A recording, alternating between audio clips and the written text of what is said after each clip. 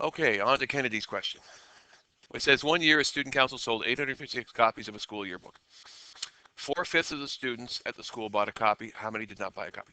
So what we're really trying to do is we know they sold 856 copies. That is not the population. That is just how many copies they sold. And we know that 4/5 of the students at the school bought a yearbook. So 4/5 of all the students and 856 copies are the same thing. So we want to create an expression using X that represents something in that particular thing so we can create an equation. And since I know that 4/5 of the students at the school, but I don't know how many students are at the school, right? I'm going to say how many students are at the school.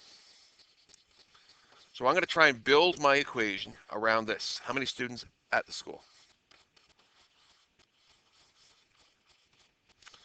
So if I can build my equation where there's two sides that are equal, I'll be gold. So those who bought yearbooks, 4/5 of all of the students bought a copy. So 4/5 of all of the students bought a copy. So we're going to use that as a coefficient. Now, being as it does not specify that you have to use fractions, I particularly think it would be much easier to express 4/5 as 0.8, because we do know that decimal coefficients and fraction coefficients are representing the same amount, partial amounts of x. So I'm going to use that as my expression, and that's going to represent those who bought yearbooks, yearbook people, yearbook purchasers. And since that equals 856, in this expression here, all of the ones that bought the yearbook, which happened to total 856, that would represent an equation of balance. All of the people who bought yearbooks and the number that did. Divide both sides by the coefficient, and x will equal 856 divided by 0.8, 1070. But wait, we ain't done. Because the question isn't how many students go to the school, it says how many students did not buy a yearbook. So we take 1070 and we subtract 856, and therefore we would find out that 214 people did not buy a yearbook. Okay. Now, that's one way to solve it. There is another way. All right. There is another way. If this represents, let me just, so if I say that 1/5 of X did not buy yearbooks, now we get a little bit trickier.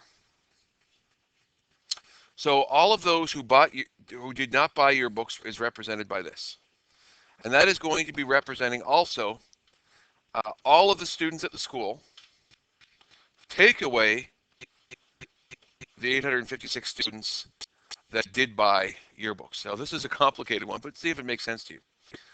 This represents all of the students that did not buy yearbooks, which is this expression right here. And that number of people who didn't buy is all of the students in the school, take away those who did. Does this make sense? So if I think of it as a 0.2x equals x minus 256, what I'm going to do here, I'm going to subtract 0.2x from both sides.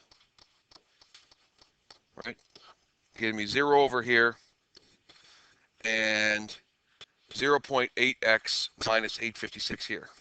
What would I do next? I would add 856 to both sides. And once I did that, what equation would I have?